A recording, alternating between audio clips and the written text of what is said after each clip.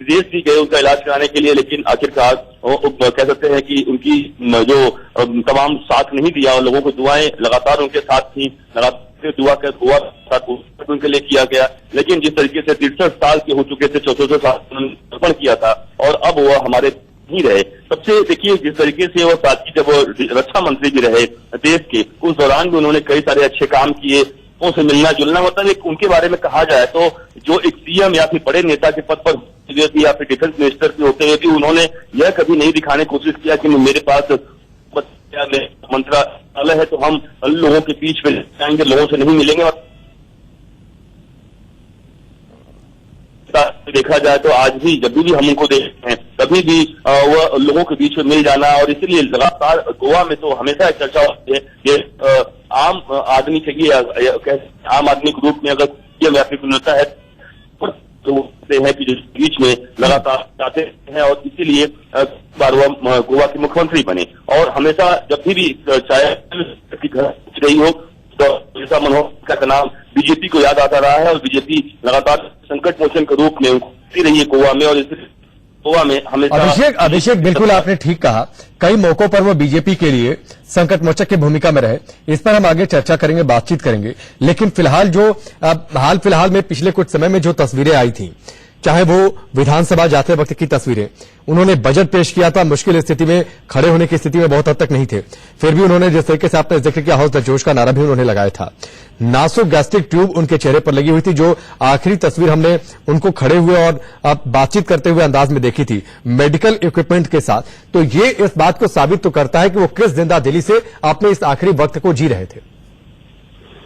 बिल्कुल सही कहा आपने कि एकदम जिंदा दिली, जिस तरह से जो देखिए इस जो कह सकते हैं मुसीबत की घड़ी में, यानी अगर उनको जो कैंसर का जो अगर पेशेंट हो जाता है तो हम समझ सकते हैं कि आधा उसे टूट जाते हैं। हमने बहुत कैंसर पेशेंट को देखा है, कैंसर कराते ही लोग आधा टूट जाते हैं। उस कैंसर की जो लाइलाज बीमारी देश में और विदेश में जो लगातार हमारे देश में लाइलाज बीमारी कही जाती है, इसका सही में जो इलाज होता है वह शायद पूरी तरीके से कामयाब नहीं हो पाता है। लेकिन इस लाइलाज बीमारी का उन्होंने तोड़ निकाला और तमाम तरीके से वो लड़ते रहे और हमेशा वो कहते रहे कि नहीं मैं सही हो जाऊंगा, उनके डॉक्टर के साथ हमेशा खड़े भी रहे। लेकिन सबसे अहम बात होती है राकेश की जो मरीज होता है वो उन देखी जाती कितना उनके अंदर जोश होता है। तो बिल्कुल अंत तक हमने देखा कि मनोहर पर्रिकर मंत्रालय आते रहे, विधानसभा मिलते रहे, सही का आपने बजट पेश किया, यानी किसी तरीके से ये दिखाने का लगातार प्रयास किया कि मेरे अंदर जोश कम नहीं है, मैं इस लड़ाई से बीमारी से हारने वाला नहीं हूं। लेकिन कहते हैं कि किस्मत उनका साथ नहीं दी और वह हमारे बीच दुनिया छोड़कर चले गए। जैसा कि खुद राष्ट्रपति हमारे देश के राष्ट्रपति रामनाथ कोविंद जी ने इस अपने ट्विटर हैंडल पर उन्होंने ट्वीट करके साफ साफ ये दी है हमारे बीच में अब वह नहीं। लेकिन इस बारे की जो डॉक्टर्स की टीम है वह अभी तक यहाँ पर थोड़ी देर बाद कर सकते हैं कि वो अनाउंसमेंट ऑफिशियली और कर सकते हैं और इस पर जानकारी देंगे कि क्या क्या किस तरीके से उन्होंने ट्रीटमेंट करते रहे दिन भर, आज क्या हुआ वो डॉक्टर्स द्वारा या उनके फैमिली द्वारा हमें इंतजार है कि क्या वह जानकारी देते हैं। लेकिन देश के राष्ट्रपति रामनाथ कोविंद ने इसकी जानकारी ट्विटर के जरिए दी है।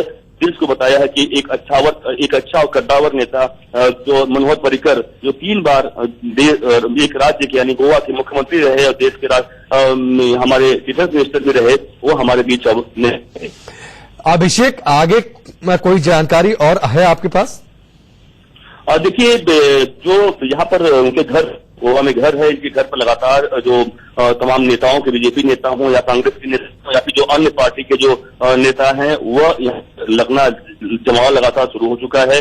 सिक्योरिटी काफी बढ़ा दी गई है। अगर हम बात करें जिस गोवा की जिस इलाके में उनका घर है तो जरूर इससे कहीं न कहीं पहले ही सिक्योरिटी अभी नहीं करीबन बता दूं एक ठीक है। चलिए अभिषेक आपके पास में आऊंगा। गौरव भाटिया बीजेपी से हमारे साथ जुड़ चुके हैं। गौरव जी, तबीयत लगातार खराब थी और आज दिन से जो अपडेट आ रहे थे वो इस बात की आशंका को प्रबल बना रहे थे कि शाम तक कोई बुरी खबर आ सकती है। देखिए, बड़े ही भारी मन से आज पूरा देश उन्हें भावभीनी श्रद्धांजलि दे रहा है और मनोहर पर्रिकर जी पूरे देश के लिए आदर्श थे।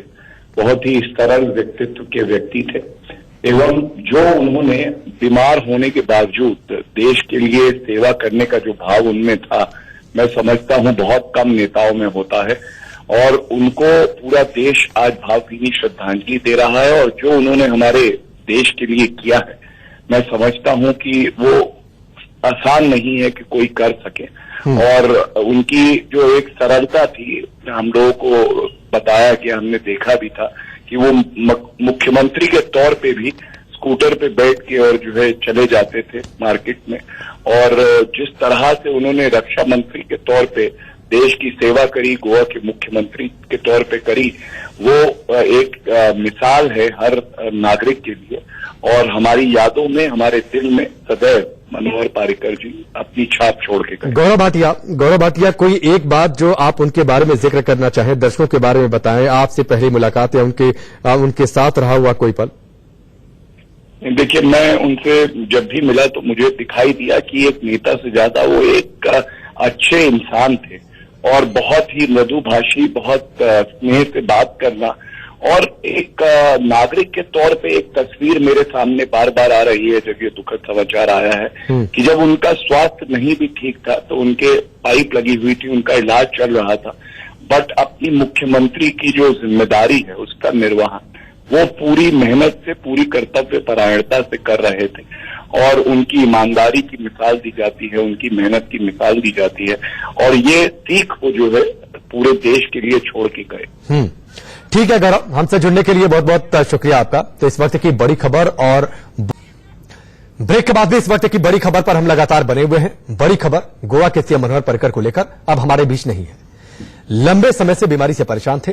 अब से थोड़ी देर पहले उन्होंने आखिरी सांस ली और आज दिन से, दोपहर के बाद से लगातार ऐसी खबरें आने लगी थी कि उनकी तबियत बिगड़ती जा रही है, स्थिति गंभीर होती जा रही है। आशंका इस बात को लेकर प्रबल होने लगी थी कि देर शाम तक कोई अप्रिय खबर आ सकती है, कोई अनहोनी हो सकती है। और आखिरकार ये आशंका सच साबित हुई। गोवा के सीएम मनोहर पर्रिकर अब हमारे बीच नहीं है। उनके निधन के बाद सियासी जगत में शोक की लहर है।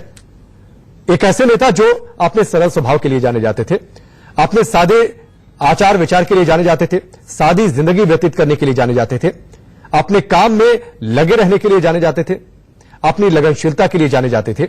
एक ऐसे नेता जिनका सम्मान पार्टी से हटकर दूसरी पार्टियों और दूसरी विचारधाराओं के लोग और नेता भी किया करते थे।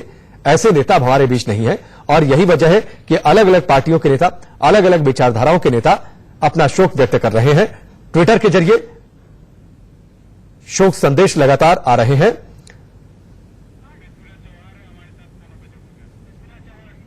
पृथ्वीराज चौहान इस वक्त हमारे साथ जुड़ चुके हैं, महाराष्ट्र के पूर्व मुख्यमंत्री। सीधे मैं उनका रुख करता हूं। पृथ्वीराज चौहान जी, बुरी खबर है और एक ऐसा व्यक्तित्व, एक ऐसा अब गैप क्रिएट हो गया है राजनीति में, शायद इसे भर पाना संभव नहीं होगा। मनोहर पर्रिकर जी बहुत प्रदीर्घ समय से बीमारी से जूझ रहे थे, बड़ी बहादुरी से जूझ रहे थे। उनका एक बहुत कम उम्र में उनका निधन हुआ है।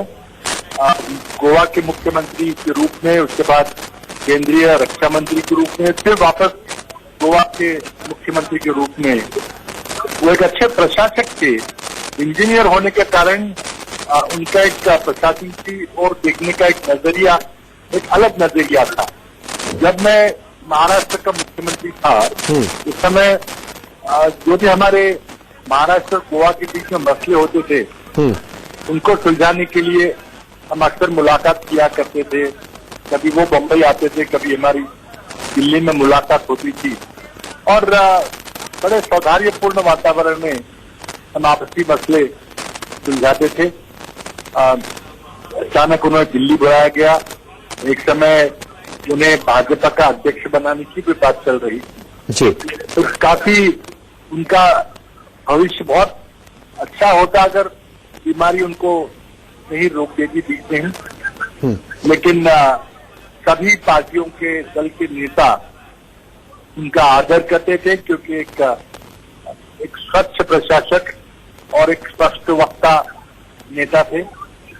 और पृथ्वीराज जी, एक चीज मैं आपसे जानना चाहूंगा और मुझे लगता है कि शायद हर कोई ये जानना चाहता होगा। आपसे मुलाकात जब जितनी बार भी होती थी, क्योंकि आप महाराष्ट्र के मुख्यमंत्री थे, जैसा आपने जिक्र किया, उस समय मुलाकात हुआ करती थी मसलों पर चर्चा के लिए। कोई एक बात जो कभी आपके दिल को छू गई हो, कोई एक बात जो आप हमसे शेयर करना चाहें?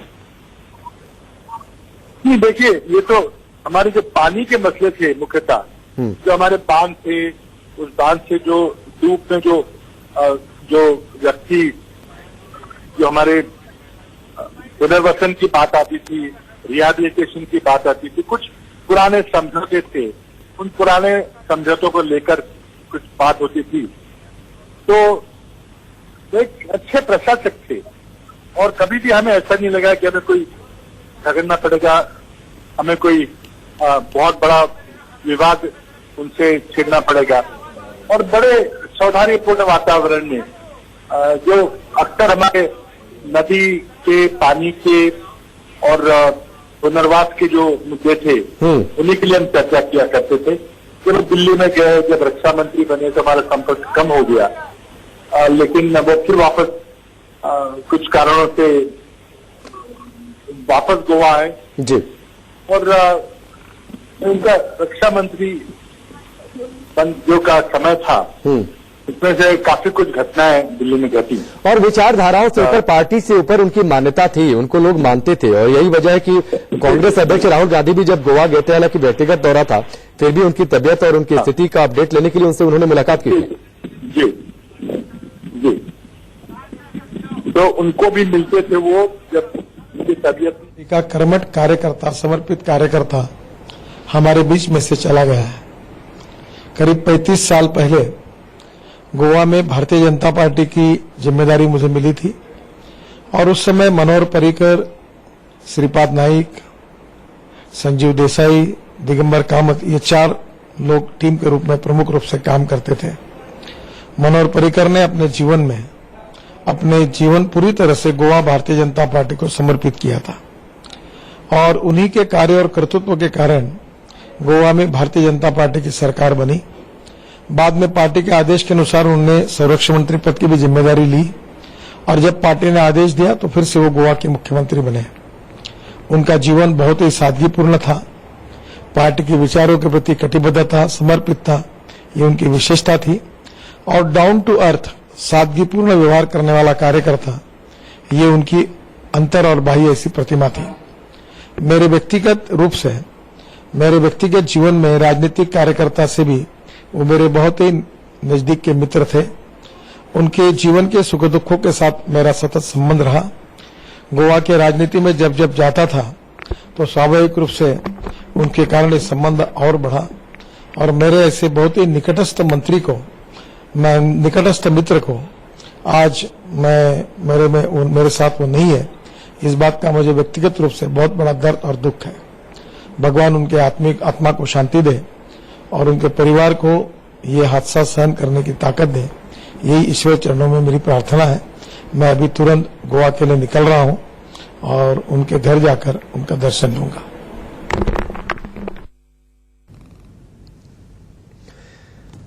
केंद्रीय मंत्री नितिन गडकरी को आप सुन रहे थे और वाकई जो उनकी विचारधारा थी, जो उनकी शैली थी, जो उनका काम करने का अंदाज था या फिर लोगों से मिलने का स्वभाव था, वो एक अलग था, वो जुदा था। आमतौर पर वैसा व्यक्ति तो देखने को नहीं मिलता और यही वजह है कि उनके जाने के बाद सभी उन्हें याद कर रहे हैं। अब जब आप कभी भी मनोहर पर्रिकर के बारे में सोचेंगे, उन्हें याद करेंगे, उनकी तस्वीर देखेंगे तो जो जहन में एक इमेज आपके निकलकर सामने आएगी, आधी बाह का ट्रेडमार्क, आमतौर पर आधी बाह के शर्ट में वो दिखाई देते थे, पैंट पहने हुए, चश्मे और सिंपल घड़ी में नजर आते थे।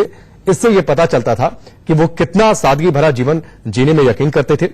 लेकिन अगर तकनीक और विज्ञान की बातचीत होती थी तो दिलचस्पी से सबकी बातचीत सुनते थे और यही वजह है कि अगर वो कभी युवाओं के बीच में जाते थे तो युवा उन्हें बड़ी दिलचस्पी से सुना करते थे, क्योंकि जब बात टेक्नोलॉजी और विज्ञान साइंस की बातचीत आती थी तो वो लगातार युवाओं के संपर्क में रहते थे, उनसे उनकी बातें सुनते थे, उनकी विचारधारा, इनोवेटिव आइडियाज उनसे लिया करते थे।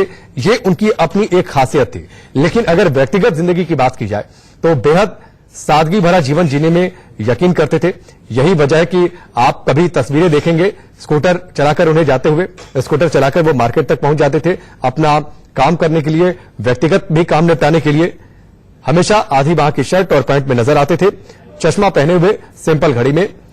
व्यक्तिगत जिंदगी में, व्यक्तिगत जीवन के लिए उन्होंने कभी कोई शौक पाला नहीं, लेकिन जब बात राज्य की भलाई की आती थी, जब बात देश की आती थी तो हमेशा तैयार रहते थे, पूरी रात जगकर काम करने में यकीन करते थे। 3 बार गोवा के मुख्यमंत्री पद की उन्होंने कमान संभाली और जब मोदी सरकार केंद्र में बनी तो उन्हें रक्षा मंत्री के लिए बुलाया गया केंद्र में आकर उन्होंने अपनी भूमिका अदा की। और आपको यह भी याद होगा कि जब सर्जिकल स्ट्राइक हुई थी उसकी सफलता की चर्चा हुई थी। सर्जिकल स्ट्राइक को लेकर उन्हें क्रेडिट दिया गया, उनकी बात को सबने माना और उन्हीं के कार्यकाल में सर्जिकल स्ट्राइक को अंजाम भी दिया गया। और लगातार जो मनोहर पर्रिकर का देहांत हुआ है उससे हमको बहुत दुख है। वो किसी भी पार्टी में रहने दो, वो एक अच्छे व्यक्ति थे और अपनी एक छाप गोवा में रखे थे और वो डिफेंस मिनिस्टर के नाते भी बहुत अपने विचार अलग रखे। चाहे वो कोई भी डिफेंस का मैटर हो, बड़े संजीदगी से उसको सुलझाने की कोशिश करते थे। उसके देहांत से पॉलिटिक्स में खैर एक गैप वहां पर आया है, लेकिन हम इतना ही कहेंगे कि एक अच्छा पॉलिटिशियन को हमने खोया है। इसलिए मैं गहरा दुख व्यक्त करता हूं और हृदयपूर्वक श्रद्धांजलि उनको मेरे ओर से, मेरे पार्टी की ओर से अर्पित करता हूं।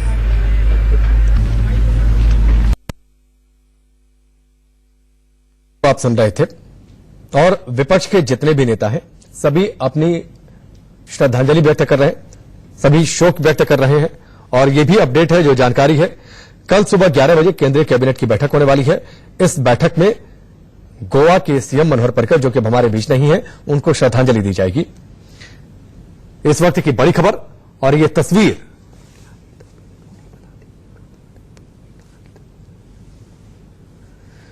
गोवा के सीएम मनोहर पर्रिकर अब हमारे बीच नहीं है। इस वक्त की बड़ी खबर है और दुख भरी खबर है। सियासी जगत में शोक की लहर है और लगातार जो प्रतिक्रियाएं आ रही हैं वो प्रतिक्रियाएं शोक व्यक्त करने वाली हैं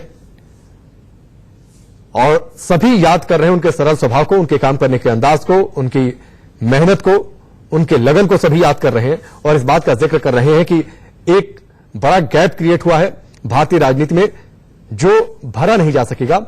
हमेशा उन्हें याद किया जाएगा और सभी उनके सरल स्वभाव को याद कर रहे हो, चाहे उनका स्कूटर चलाकर मार्केट जाना, चाहे सादे कपड़ों में हमेशा नजर आना। आपसे थोड़ी देर पहले हमने बातचीत की थी महाराष्ट्र के मुख्यमंत्री पूर्व मुख्यमंत्री पृथ्वीराज चव्हाण से। उन्होंने भी याद किया कि किस तरीके से जब उनके और मनोहर पर्रिकर के बीच जब चर्चा होती थी, पानी के मसले को लेकर बातचीत होती थी, तो बड़ी सादगी से, सहृदयता के साथ वो बातचीत करते थे और मसलों को सुलझाने में यकीन रखते थे। हम इतना ही कहेंगे, प्रार्थना करेंगे उनके परिवार सब सदस्यों के लिए उनको ताकत मिले और देश उनको हमेशा याद रखेगा जो उन्होंने सेवाएं देश के प्रति। It's an extremely heart wrenching news. Parrikar ji was a fine human being, and even during the period when he was unwell, the manner in which he discharged and kept discharging his responsibilities and duties due to his affection and his commitment towards the people of Goa, that will be always remembered. Never did he ever give an impression. तो लगातार प्रतिक्रियाएं और प्रतिक्रियाओं में शोक व्यक्त करना, उन्हें याद करना, इसका सिलसिला सा एक चल पड़ा है और यह सिलसिला अभी आगे चलता रहेगा। अखिलेश यादव ने भी ट्वीट किया अब से थोड़ी देर पहले कि लंबे वक्त से बीमार चल रहे गोवा के मुख्यमंत्री श्री मनोहर पर्रिकर जी का जाना दुखद है। ईश्वर उनकी आत्मा को शांति और परिवार को शक्ति दे कि उनके जाने के गम को उनका परिवार सह सके। राजनीतिक जीवन में उनका योगदान सदैव स्मरणीय रहेगा। अब से थोड़ी देर पहले यूपी के पूर्व सीएम अखिलेश यादव ने यह ट्वीट किया है। प्रियंका गांधी वाड्रा ने भी ट्वीट किया है और उनके निधन पर, मनोहर पर्रिकर के निधन पर शोक जताया है और इस बात का उन्होंने जिक्र किया है कि हालांकि उनकी मुलाकात सिर्फ एक बार रही थी, लेकिन वो मुलाकात यादगार रही और हमेशा उन्हें वो याद रखेंगी। इस बात का उन्होंने जिक्र किया है। मुख्तार अब्बास नकवी ने अब से थोड़ी देर पहले ट्वीट करके अपना शोक व्यक्त किया। केंद्रीय मंत्री जेपी प्रकाश नड्डा ने भी अपना शोक व्यक्त किया है। तो लगातार एक सिलसिला सा चल पड़ा है और इस बीच पणजी में जो मुख्यमंत्री का आवास है वहां पर सुरक्षा बढ़ा दी गई है। बड़ी संख्या में सुरक्षा कर्मियों को तैनात किया गया है और यहां पर सुबह 11 बजे कल एक केंद्रीय कैबिनेट की बैठक होगी जिसमें मनोहर पर्रिकर को श्रद्धांजलि दी जाएगी।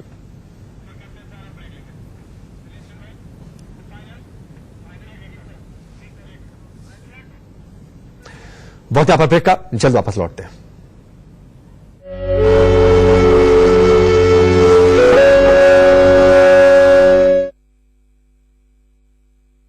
अनमत से बाजी चलेगी पहन के जैकेट लौंडा, अनमत से बाजी चलेगी पहन के जैकेट लौंडा, बन गया